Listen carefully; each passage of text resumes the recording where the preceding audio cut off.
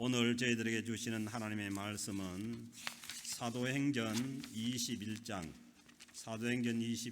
17절부터 26절까지 말씀입니다. 사도행전 21장 17절로 26절까지 말씀입니다. 한 절씩 교독합니다.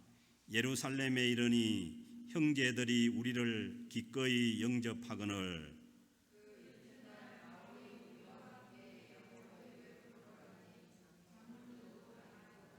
바울이 문안하고 하나님이 자기의 사역으로 말미암아 이방 가운데서 하신 일을 낱낱이 말하니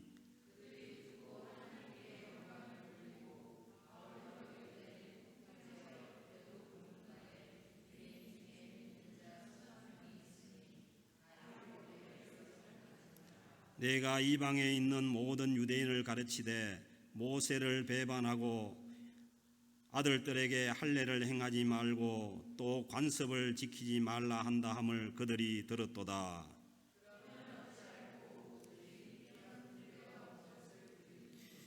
우리가 말하는 이대로 하라. 서원한 네 사람이 우리에게 있으니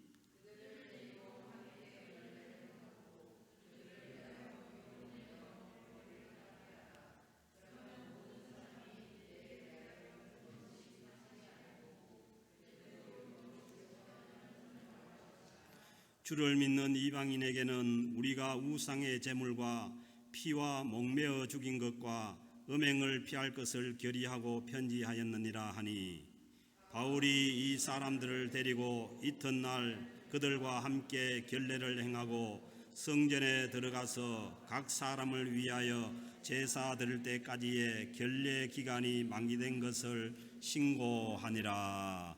아멘.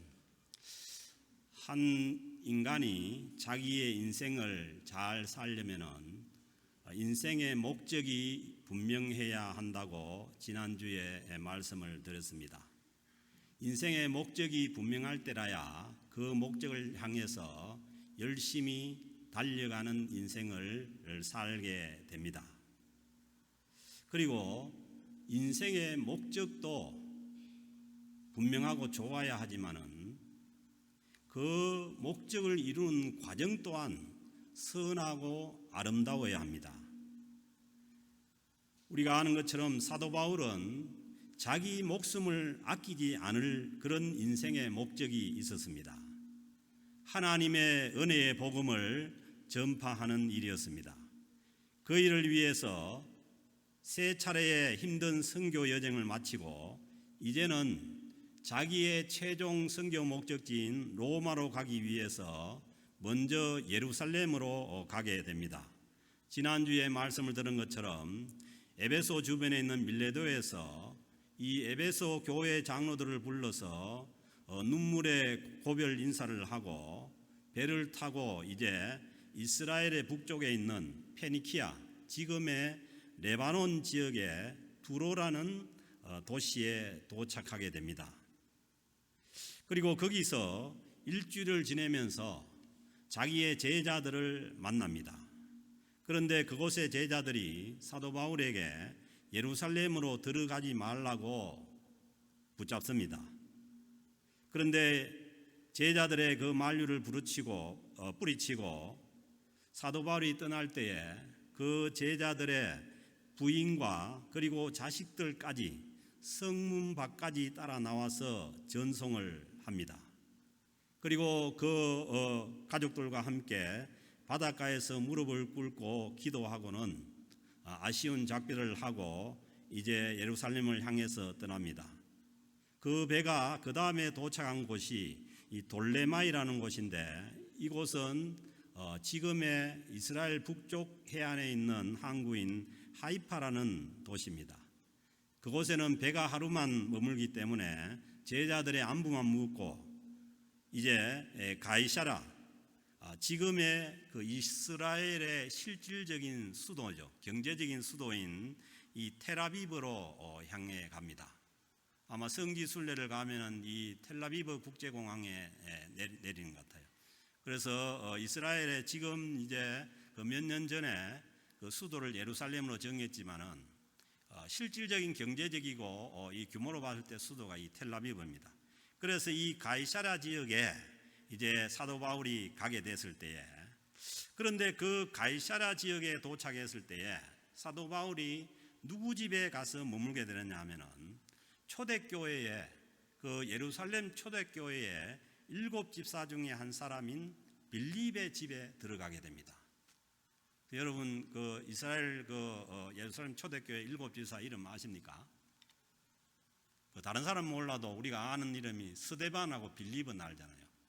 그 다음에 뭐 나머지 이름들은 우리 잘 몰라요. 브로고로, 니가노로, 디몬, 바베나, 그 다음에 니골라, 이런 사람 잘 몰라도 스데반하고 빌립 집사는 우리가 아는 거죠. 그러니까 뭐예요? 이 스데반과 빌립이 굉장히 그 예루살렘 교회에 가까이 그 교회를 섬기는 두 분 집사님이었던 거죠. 그 예루살렘 교회의 그 평신도 리더였던 거죠. 그런데 이제 우리가 아는 것처럼 사도 바울이 그 사울일 때에 변화되기 전에 누구를 순교를 시킵니까? 그러니까 사도 바울이 이 주가 되어서 그 스데반 집사를 순교를 시키는 거예요. 그래서 이 스데반 집사에게 돌을 던지는 사람들이 자기들의 겉옷을 누구한테 갖다 맡겼냐 하면은 사울을, 바울의 발 앞에다가 겉옷을, 그러니까 모든 책임을 바울이 지는 그런 이제 일이었죠. 그래서 자기와 가장 가까이 동력을 했던 스데반 집사가 죽는 현장을 빌립 집사가 함께 했던 거죠.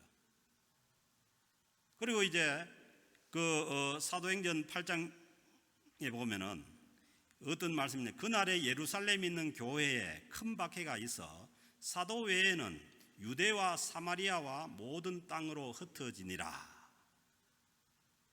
스데반 집사가 순교가 난 다음에 큰 박해가 예루살렘에 있어가지고 사마리아와 모든 땅으로 이제 흩어져 나가는 거죠. 그리고 경건한 사람들이 스데반을 장사하고 위하여 크게 울더라. 스데반 장사를 누가 했겠어요? 아마 빌립 집사가 장례위원장이 돼가지고 이 일을 했을 거 아니에요. 그리고는 사울이 이 변화되기 전에, 사도 바울이 변화되기 이름이 사울이잖아요. 사울이 교회를 잔멸할세, 이 교회를 아주 철저하게 이제 핍박을 할 때에 남녀를 끌어다가 옥에 넘기느라, 이렇게 되니까 이 빌립 집사가 바로 그 다음 어떻게 보면은 순교 순서 아닙니까? 그러니까 빌립 집사가 예루살렘에 있지 못하고 나간 곳이 어디냐면은 사마리아 지역이었다고요. 그래서 이제 성경 말씀대로 오직 성령이 너희에게 임하시면 너희가 권능을 받고 예루살렘과 온 유대와 사마리아와 땅끝까지 이르러 내 증인이 되라 했지 않습니까? 그 사마리아 전도를 맡은 사람이 누구냐 하면은 이 빌립 집사였던 거죠. 그래서 빌립 집사가 사마리아 지역을 전도를 하고 난 다음에 마지막으로 정착한 곳이 어디냐면 사도행전 8장 40절에 보면은 빌립은 아소도에 나타나 여러 성을 지나다니며 복음을 전하고 사마리아 성의 여러 성에다 복음을 전하고 가이사라에 이르느라. 그러니까 오늘 사도 바울이 도착한 가이사라 지역에 빌립이 정착해서 거기에 복음을 전하고 있었던 거예요. 그런데 그때와는 이제 세월이 한 20년이 흐른 거죠. 그때는 바울도 빌립도 다 30대였는데 이제 한 20년이 지나고 나니까 50대가 된 거죠. 사도 바울이 57세에 죽는 것으로 순교하는 것으로 아는데 거의 뭐 이제 몇 년 남지 않은 이제 그런 시간 아닙니까? 그때에 이 사도 바울이 가이사랴에 가서 간 곳이 어딨냐 하면은 빌립의 집이었다는 거예요. 그래서 왜 이 말씀을 드리냐 하면은 여러분 같으면은 자기의 가장 가까운 동료인 스데반 집사를 돌로 쳐서 죽게 한 사울을 자기 집에 들일 수가 있느냐는 거예요. 그러면은 사울은 그런 관계를 아는데 그 집에 들어가서 여러 날을 머물 수가 있느냐는 거예요.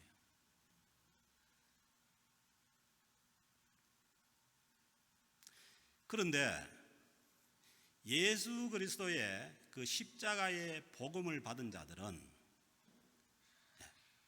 그런 관계 가운데서도 화해가 일어나는 것이 이게 예수 그리스도의 복음입니다. 우리도 그렇지 않습니까? 뭐 전쟁터에도 그렇다고 하잖아요. 자기는 그 사람을 죽일 생각 없는데 자기 동료가 죽는 것을 보면은 총을 쏜다잖아요. 그 정도로 뭐냐 하면은 그 참 어떻게 보면은 철천지 그 원수 관계인데, 그런데 이 관계가 예수 그리스도의 복음 안에서 화해가 일어나서 이제 그 사도 바울이 예루살렘을 거쳐서 로마로 가게 되면은 자기 인생의 마지막을 향해 가는데 이 빌립 집사의 집에 와서 그 머물게 되는 거죠. 그래서 원하기는 우리가 예수 그리스도의 복음을 받고 우리의 인생의 이제 마지막을 향해서 우리가 갈 때에 이 복음을 받은 자의 이 지나간 자리도 아름다워야 하는 것이 화해하지 못한 자들과 우리가 예수 그리스도 안에서 다 화해하면은 우리의 참 모든 것이 우리의 지나간 자리가 아름다울 수가 있는 거죠. 왜? 인간의 마음으로 되지 않고 사람의 마음으로 되지 않지만은 예수 그리스도의 복음 안에서 가능한 거죠. 그래서 이제 우리는 예수 그리스도 복음 안에서 화해를 하자고 해도 이제 상대방이 안 그렇잖아요. 이제 그런 경우가 있을 때는 할 수 없습니다. 먼저 그 사람도 복음을 알게 하는 수밖에 없어요. 복음을 알면, 진짜 예수 그리스도의 그 십자가의 피 묻은 복음을 알면은 우리가 용서 못할 사람도 없고 받아들이지 못할 사람도 없고 화해하지 못할 사람도 없다는 것을 우리가 알아야 합니다. 그래서 우리는 그 화해하지 못한 그런 사람이 있다면은 더 예수 그리스도의 그 십자가의 그 밑으로 나아가서 주님께서 자기를 향해서 그 십자가에 못 박는 자들을 향해서 그 저들의 죄를 용서해 달라고 하는 그 주의 예수 그리스도의 그 십자가의 그 복음을 우리가 받아들일 때 우리는 모든 것을 용서하고 살아갈 수가 있습니다. 이것이 복음의 능력입니다. 복음이 아니면은 도저히 불가능한 일입니다. 그래서 이 그 빌립과의 이 그 화해가 이루어지고, 그리고 난 다음에 이제 예수 그 사도 바울이 그 예루살렘에 들어가게 되죠. 그러니까 오늘 읽은 17절 말씀 보면은 예루살렘에 이르니, 예루살렘에 이제 사도 바울이 도착하니까 형제들이 우리를 기꺼이 영접하거늘, 그러니까 우리를 기꺼이 영접하는데 이 기꺼이 그 영어 단어 보면은 웜리예요. 그러니까 따뜻하게 영접해 줬다는 거예요. 그러니까 전에는 사도 바울이 자기가 다메섹 도상에서 변화를 받고 예루살렘에 들어가도 이렇게 따뜻한 영접을 받지 못했어요. 왜냐하면 예루살렘에서 그 많은 사람들을 박해하고 또 예수 믿는 사람들을 잡아 죽이고 그렇게 했기 때문에 따뜻한 영접을 할 수가 없었던 거죠. 변화되었다고 해도 그 변화를 알아주고 믿어주는 사람들이 없었던 거죠. 그런데 이제는 뭐냐 하면은 인생의 마지막을 향해 가는데 이제 예루살렘에 들어갔을 때에 그 형제들이 사도 바울 일행을 따뜻하게 영접을 해줬다는 거예요. 이렇게 되기까지는 사도 바울이 그 예루살렘 교회를 향해서, 예루살렘에 있는 그 유대 교인들을 향해서 엄청난 노력을 했던 거예요. 가는 곳마다 그 선교비를 거두어서 이 예루살렘 교회가 어려울 때마다 그 구제비를 보내주고 여러 가지 이제 그 노력을 통해 가지고 드디어 이제 뭐냐 하면은 자기 인생의 이 말년을 향해 가면서 이 예루살렘 교회의 따뜻한 영접을 받는 이런 이제 그 상태가 됐던 거죠. 그리고 이제 그 예루살렘에 가서 18절에 보면 그 이튿날, 그 영접을 받고 난 다음에 그 이튿날 바울이 우리와 함께 야고보에게로 들어가니, 그 사도 바울 일행이, 이 야고보 사도는 사도행전 12장에서 순교를 당해가지고 죽고, 누구냐 하면은 예수님의 동생 야고보입니다. 그 주님의 형제 야고보. 그 이 야고보 그 주님의 형제인 야고보가 그때 당시에 예루살렘 교회의 지도자인 거예요. 아마 뭐 담임 목사나 아니면 예루살렘 교회의 이제 목사나 지도자가 되니까 이 그 기독교 전체의 지도자인 거죠. 그래서 이제 사도 바울이 그 야고보에게로 들어가서 이제 거기 그 자리에 이제 예루살렘 교회 장로들도 다 이제 나와 있는 자리에 들어가서 바울이 그 야고보를 문안을 하고, 하나님이 자기 사역으로 말미암아 이방 가운데서 하신 일을 낱낱이 말하니. 그러니까 이 그 예루살렘에 있는 그 주님의 형제 이 야고보 지도자는 그 유대인들에게 복음을 전해서 그 예루살렘에 있는 유대인들을 목회하는 목회자고, 사도 바울은 이방인을 선교하는 선교사지 않습니까? 복음 전도자지 않습니까? 그래서 이제 어떻게 보면은 분리될 수 있는 거예요. 뭐 서로 관여 안 하고 그렇게 이제 복음을 전할 수 있는데, 그 사도 바울이 그 예루살렘에 가서 그 야고보를 찾아가 가지고 그 자기의 사역을 이방 가운데서 하신 일을 낱낱이 말하니, 다 이제 자기의 사역 보고를 했다는 거예요. 그래서 이렇게 함으로 인해 가지고 이 예루살렘에 있는 그 예루살렘 교회와 또 이방에 있는 이방 교회들이 하나가 되어서 연합을 해 나가는 거죠. 그래서 이 주님의 복음이 전파되어 나가는 이 곳은, 이게 능력으로 보나 아니면은 업적으로 보나 사도 바울이 훨씬 더 훌륭할 수도 있어요. 사도 바울의 손수건만 만져도 병이 낫는 정도로 하나님께서 크게 역사하신 그런 사도니까. 그렇지만은 자기가 예루살렘에 갔을 때에 그 교회의 그 질서를 따라서 그 야고보 그 주의 형제 야고보에게 가서 자기의 사역을 다 보고하고, 그렇게 함으로 인해 가지고 이 사역이 이제 하나가 되어서 서로 연결된 사역이 되어 가는 거죠.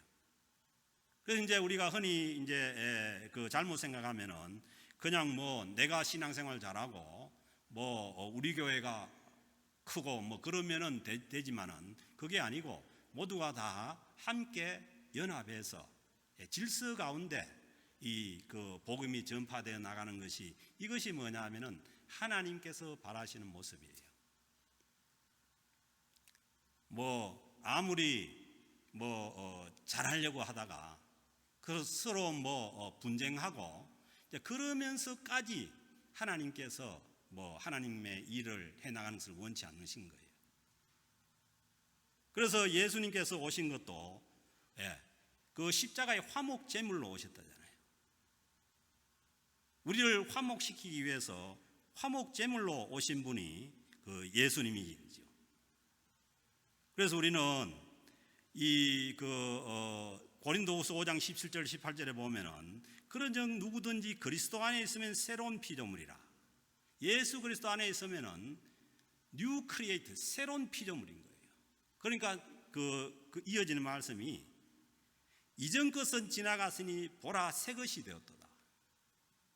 새 것이 되었다는데 자꾸 옛날 걸 뒤집어 가지고 옛날 걸 가지고 얘기하면은 그건 안 되는 거죠. 이미 옛날의 관계는 주님 안에서 다 청산이 되고 우리는 새 것이 된 거예요.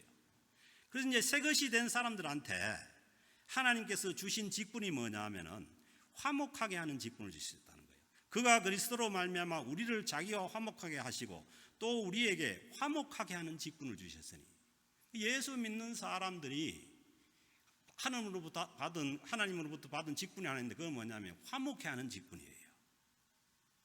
곧 하나님께서 그리스도 안에 계시사 세상을 자기와 화목하게 하시고 그들의 죄를 그들에게 돌리지 아니하시고, 하나님께서도 우리의 죄를 우리에게 돌려버리면은 하나님과 화목할 수가 없잖아요.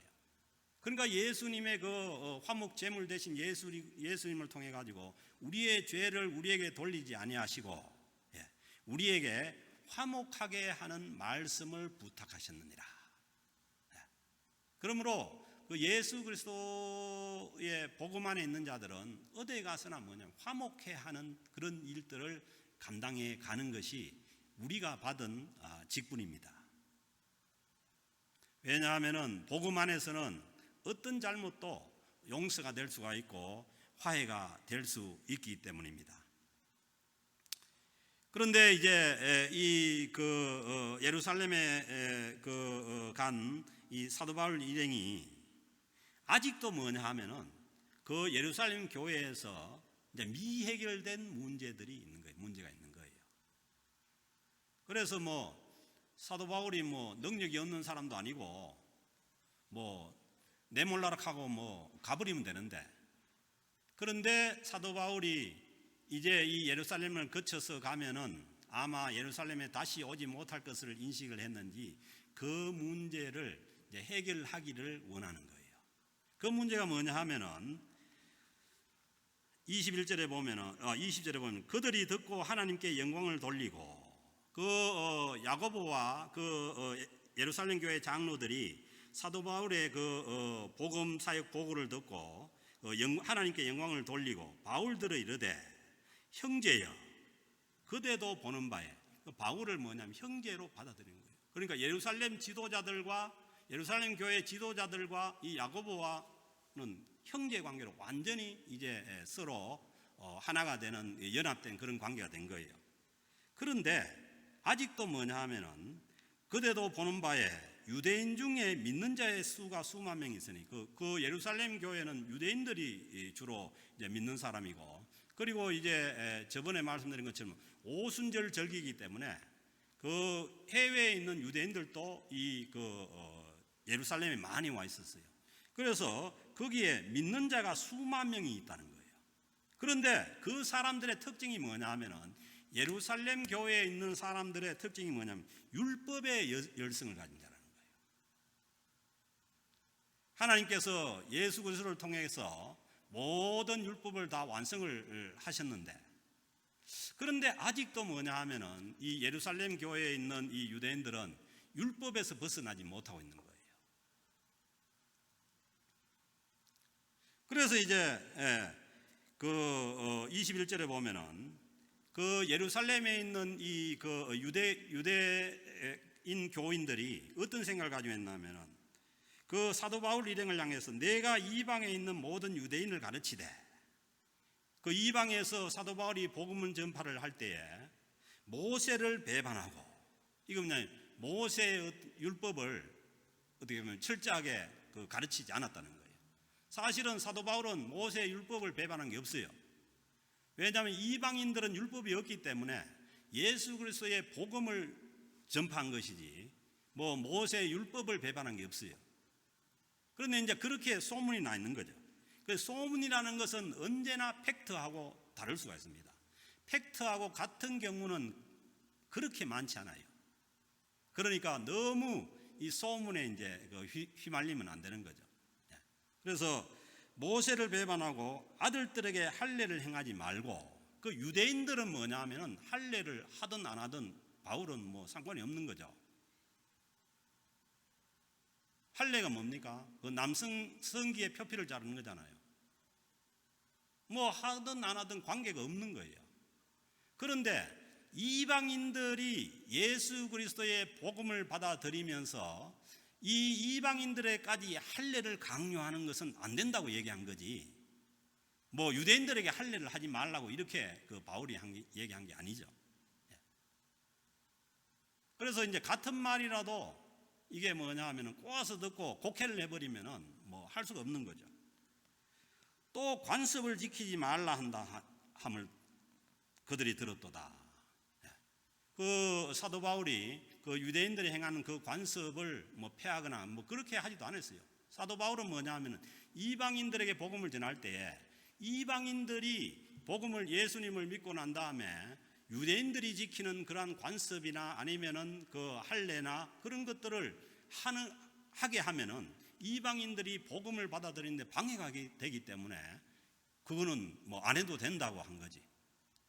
그래서 뭐 때로는 뭐냐 하면은 유대인들이 이 그 반대가 극심할 때는 또 그 자기 그 믿음의 아들 디모데 같은 사람에게는 할례를 시키는 거예요. 복음을 전하기 위해 가지고.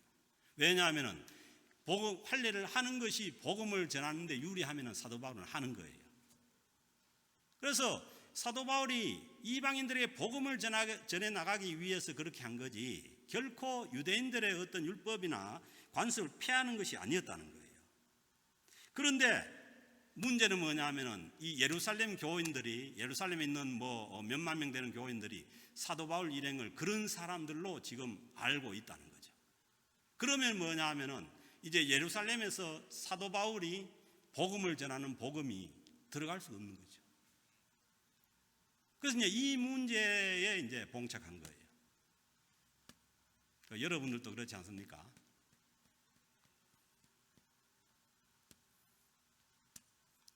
미운 사람이 바른 말 하면은 더 미운 거 아십니까? 그런 것처럼 이 그 유대인들로부터 이런 이제 소문 때문에 이 참 어려운 처지에 있는 바울이 그 예루살렘에서 복음을 전한다고 해도 이 복음이 들어가지 않는 거죠.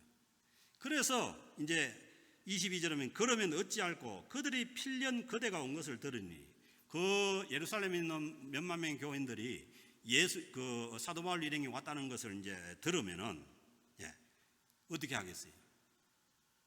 잘못하면은 이 사도 바울을 형제로 받아주고 사도 바울을 따뜻하게 영접해준 이 야고보와 그 예루살렘 교회 장로들까지 이제 문제가 생기게 된 거예요. 그렇게 하니까 그 야고보와 그 예루살렘 교회 지도자들이 그러면은 네가 사도 바울 일행 보고 너희들이 그 율법을 잘 지킨다는 것을 한번 보여주면 되지 않겠냐 이거예요. 이게 뭐냐면 사도 바울은 굉장히 마음에 안 드는 소리입니다. 왜냐하면 자기는 지금까지 이방인들에게 복음을 전하기 위해 가지고 애쓰면서 그 문제로 인해 가지고 사도행전 15장에 보면은 이 야고보 사도와 베드로 사도에게 질문을 했어요. 그 이방인들에게 어떤 것을 이제 행하게 해야 되느냐. 그렇게 했을 때 사도행전 15장 19절 20절에 보면은 그 베드로를 비롯한 예루살렘 교회 지도자들이 사도 바울에게 사도 바울 질문에 대해서 응답을 해준 거예요. 그러므로 내 의견에는 이방인 중에서 하나님께로 돌아오는 자들을 괴롭게 하지 말고, 이게 누구냐 하면은 이 예루살렘 교회 지도자들이 한 얘기라고요. 다만 우상에 더러운 것과 그리고 음행과 목매어 죽인 것과 피를 멀리하라. 그 정도로 뭐냐 하면은 이방인들에게 가르치면은 된다고 그렇게 이제 그 대답을 해준 거예요. 그렇게 편지하는 것이 옳으니 이것이 이제 그 베드로와 야고보를 비롯해서 예루살렘 교회의 지도자들이 내린 결론이 있어요. 그러면은 사도 바울은 지금까지 이 원칙에 충실해서 복음을 전해온 거죠. 그러니까 바울로서는 잘못이 없죠. 당신들 입으로 내가 얘기한 것을 그대로 내가 하고 왔는데 왜 여기 와서 내가 참 마음에도 없는 이런 결례를 율법을 행해야 되느냐. 그렇게 충분히 얘기할 수 있는 거죠. 그렇지만은 여러분들이 아는 것처럼 사도 바울이 어떤 사람입니까? 사도 바울이 젊었을 때 30대에 변화되기 전에 예수 믿는 사람들을 아주 잔멸시키는 사람들이에요. 그리고 이제 다메섹 도상에서 변화가 되고 난 다음에도 바나바라는 사람이 아무것도 아닌 자기를 데리고 안디옥 교회에 데리고 와가지고 복음을 전할 수 있도록 다 세워지고 만들어준 사람이라고요. 근데 그 사람하고 마가를 선교에 데리고 가야 되느냐 안 가야 되느냐 그 문제 때문에 얼마나 성질이 불같은지 자기를 그렇게 세워준 사람을 내쳐버린 거예요. 갈라져 버린 거예요. 그래서 바나바하고 사울은 복음을 같이 안전한 거예요. 그리고 이제 갈라디아 교회에서는 이 베드로가 베드로면은 그때 초대교회 당시에 최고의 지도자잖아요. 이 베드로가 이방인들하고 이제 갈라디아 지역에 가서 이제 밥을 먹는데 율법을 지키는 유대인들이 나타나니까 베드로가 놀라가지고 밥 먹다 도망가 버린 거예요. 그걸 두고 뭐냐면 사도 바울이 베드로를 질책하는 거예요. 어떻게 그렇게 비겁하게 그렇게 할 수가 있느냐는 거예요. 그러면서 이방인들에게는 유대인의 율법을 지키라고 할 수가 있느냐는 거예요. 그 정도로 뭐냐 하면은 성격이 대단한 사람이죠. 그런데 사도 바울이 뭐냐 하면은 야고보와 예루살렘 교회 장로들의 제안을 받아들여 가지고 자기가 하지도 않아야 될 결례를 행해 준 거예요. 그 얘기가 이제 오늘 이 얘기예요. 그래서 이제 23절은 우리가 말하는 이대로 하라. 예루살렘 교회 지도자들이 한 대로 이대로 하라. 서운한 네 사람이 있으니 우리에게 있으니 자기 외에 하나님 앞에 서운하는 네 사람이 있으니 그들을 데리고 함께 결례를 행하고 그들을 데리고 가서 예루살렘 성전에 들어가 가지고 정결례를 행하라는 거예요. 왜냐하면 예수 믿는 사람은 어떻게 하면 정결하게 됩니까? 예수 믿고 예수 그리스도의 십자가의 보혈로 용서받으면 다 정결하게 돼요. 그런데 뭐냐면 아직도 이 유대 율법에서 벗어나지 못한 이 사람들은 이 정결 율법을 지키고 있는 거죠. 이거는 이제 마치 어떠냐 하면은 예수 믿어도 생활하는 것은 다 유교식으로 하는 거예요. 예수를 믿는데도 실제로 생활하는 거 보면은 우리 한국 사람들 거의 유교식으로 생활하는 사람이 많죠. 그런 것처럼 유대인들은 이게 예수님을 믿었는데도 불구하고 아직도 뭐냐면 율법에서 완전히 탈피를 못한 거죠. 어떻게 보면 과도기적인 그런 이제 그걸 겪고 있는 거죠. 그래서 이제 사도 바울이 이제 결례를 행하고 또 뭐냐면 네 사람의 결례 비용까지 다 감당하라는 거예요. 네 사람 결례 비용이 뭐냐면은 이제 결례가 끝나는 날 하나님 앞에 이제 번제도 드리고 소제도 드리고 해야 되는데 짐승 잡는 비용이라든가 이런 재물의 비용을 다 감당을 하라는 거예요. 자, 그렇게 하면은 밖에 있는 몇만 명이 되는 유대인들이 지금 사도 바울은 이렇게 율법을 지키는 사람이고 우리가 들은 소문이 그게 잘못된 소문이구나. 이걸 이제 알려주기 위해 가지고 한 거예요. 그러니까 뭐예요? 이 예루살렘 교회의 지도자들도 사도 바울을 엄청 아끼고 사랑하는 거죠. 아끼고 사랑하니까 이 말을 사도 바울이 들을 수가 있는 거죠. 그래서 이제 우리가 복음을 전하는 데에서도 마찬가지입니다. 복음을 전하는 데서도 우리의 마음이 먼저 가서 아끼고 사랑하는 그런 마음이 있을 때에 복음이 들어간다는 거예요. 아까도 얘기했지 않습니까? 관계가 이제 어떤 안 된 그런 상태에서는 아무리 바른 말을 해도 그것은 바른 말로 들리지 않는 거예요. 어떻게 보면 더 관계가 틀어지는 거예요. 그래서 바울도 자기는 안 해도 되고 자기 할 필요도 없고 자기는 오히려 자기가 이방인에게 전하는 그런 복음으로 견주면은 그것은 뭐냐면 쓸데없는 일이에요. 그런데 바울이 그것을 행한 거예요.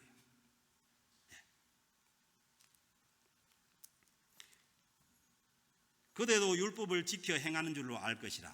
왜냐하면 유대인들이 이제 바울이 율법을 지키는 사람으로서 이제 보이기 위해 가지고 그렇게 이제 한 거죠. 그리고 25절은 주를 믿는 이방인에게는 우리가 우상의 제물과 피와 목매어 죽인 것과 음행을 피할 것을 결의하고 편지하였노라. 예루살렘 교회 지도자들도 바울이 어떤 생각을 하고 있다는 것을 다 아는 거죠.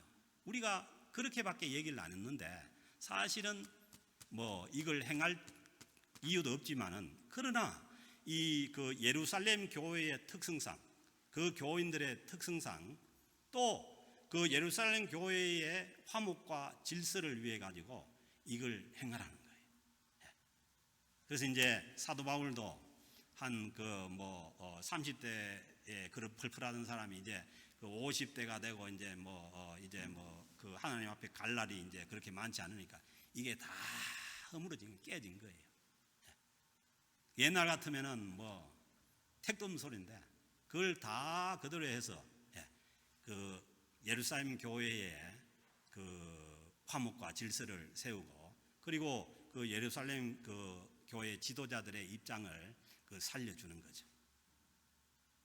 그래서 우리가 주님의 복음을 우리가 전해 나가고 주님의 복음 안에 있다는 것은 우리가 복음 안에서 많은 참 그 복음이 아니면 용서치 못하고 화목지 못할 사람과 화목하는 것이고 그리고 참 그 어떻게 보면은 그 공동체를 위해서 공동체의 어떤 덕과 질서를 위해서 내 혼자 있으면 안 해도 될 것.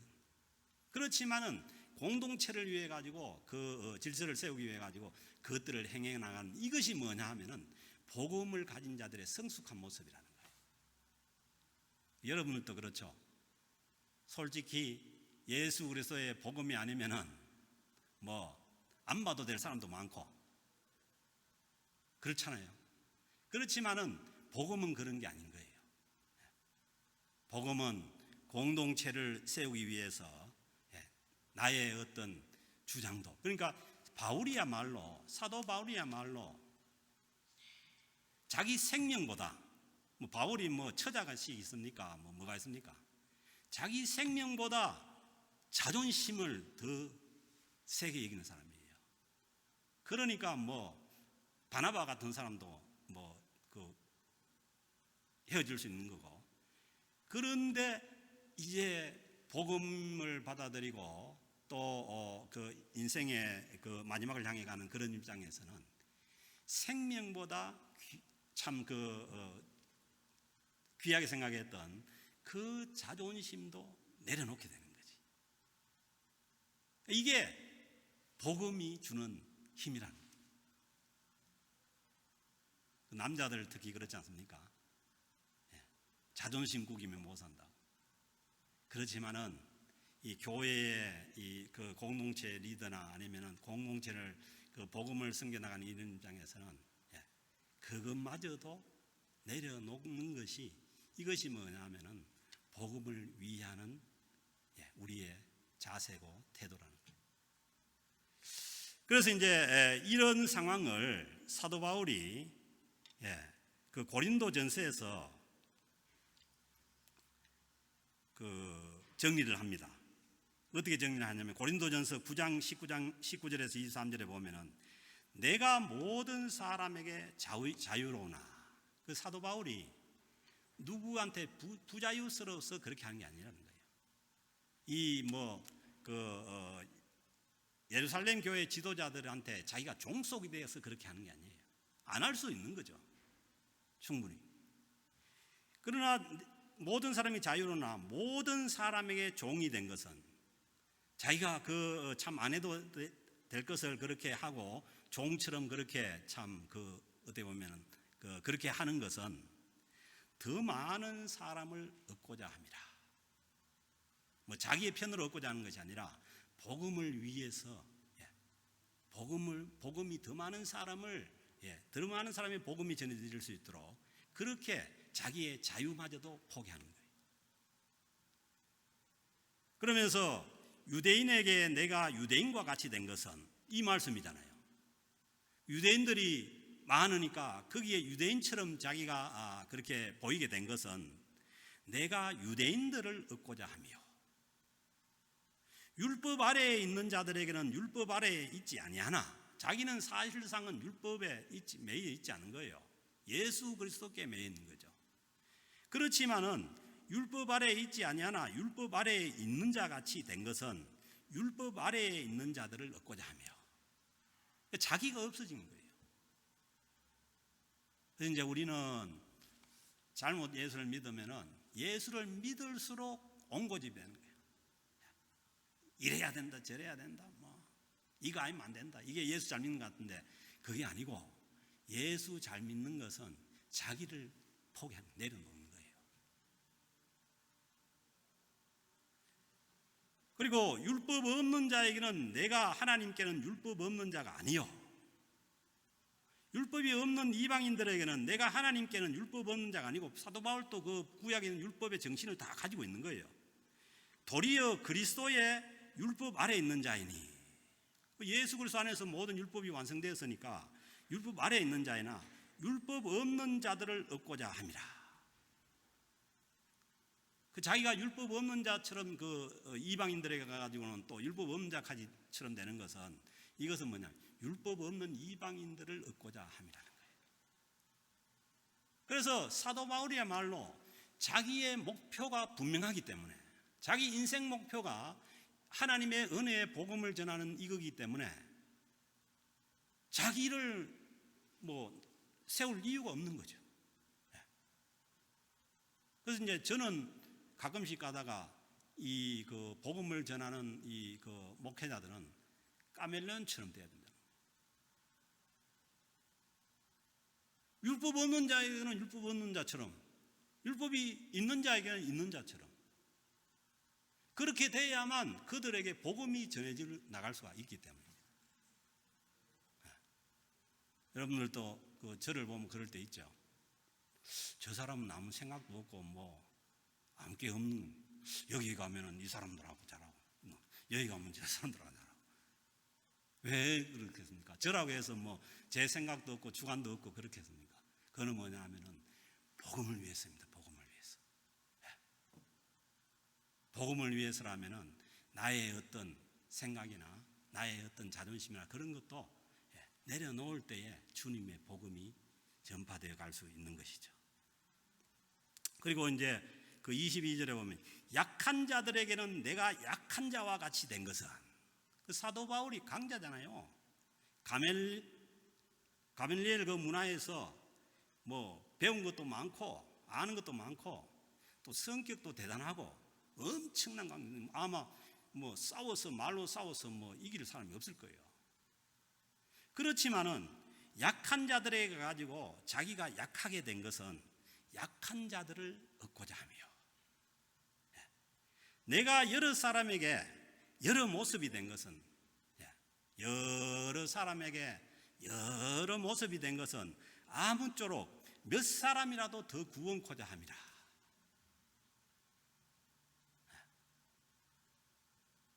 그래서 자기의 어떤 그 인생 목표가 있으면은 그걸 위해서 자존심까지도, 자기의 모든 그 모습까지도 다 내려놔 버리는 것이, 이것이 뭐냐 하면은 우리가 주님의 복음을 전해 나가는데 한 사람이라도 더 예수를 믿게 하는 그런 신앙의 모습이라는 거예요.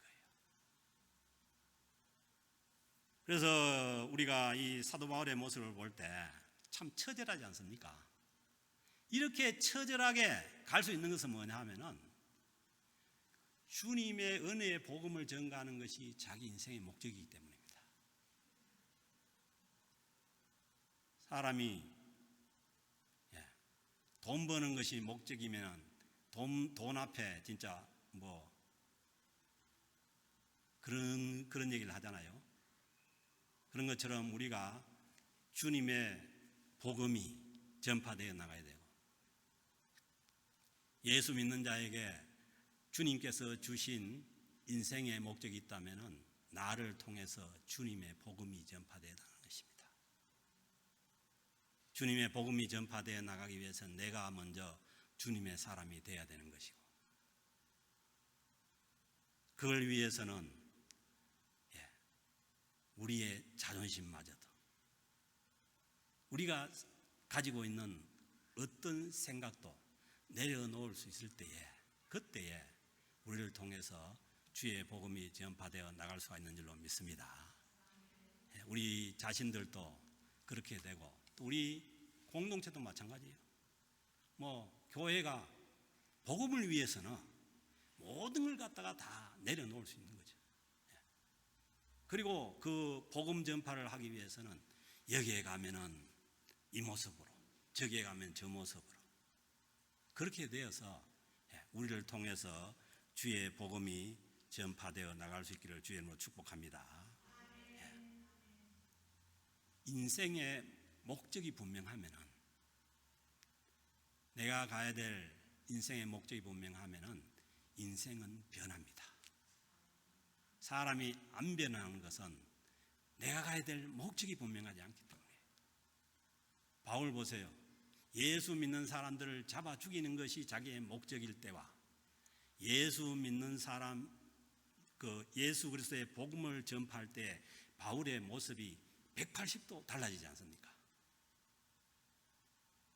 자기의 생각을 위해 가지고 사람을 죽이려고 쫓아다니는 그 모습에서 이제는 자기의 모든 것을 변화시키고 자기의 모든 자존심을 내려놓고 그렇게 해서 주님, 자기 인생 목적인 주의 복음을 향해서 가는 이 사도 바울의 모습을 우리가 볼 수가 있는 거죠.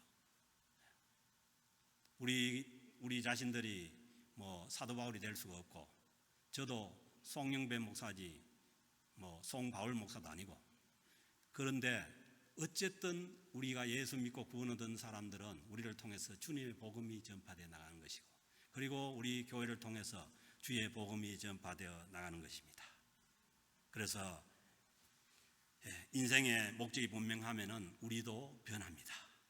그런데 그 예수 그리스도의 복음 안에서의 변화의 그 핵심에는 화해가 있고, 그리고 공동체의 덕을 세우는 모습이 나타나게 되어 있습니다.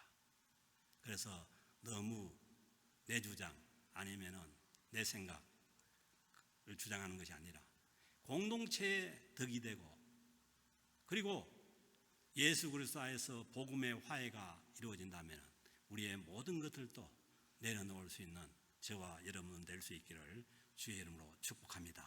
이런 성숙한 모습이 되어서 주님의 복음이 더 많이, 더 크게, 더 여러 사람에게 전파될 수 있기를 주의 이름으로 축복합니다. 하나님 아버지 감사합니다. 하나님께서 저희들을 사랑해 주시고 주의 복음을 듣게 하시고 주님을 알게 하여 주셔서 하나님 이렇게라도 우리를 변화시켜 주시고 주의 복음을 향해서 나아갈 수 있게 하시니 감사를 드립니다. 하나님, 우리가 오늘 바울의 모습을 보면서 우리 자신들도 주님 앞에 철저하게 우리 자신들을 내려놓고 주의 복음을 향해서 나아갈 수 있는 우리 모든 성도님들과 우리 캘거리 영락교회 공동체가 되게 하여 주옵소서. 감사드리며 우리 주 예수 그리스도의 이름으로 기도드립니다. 아멘.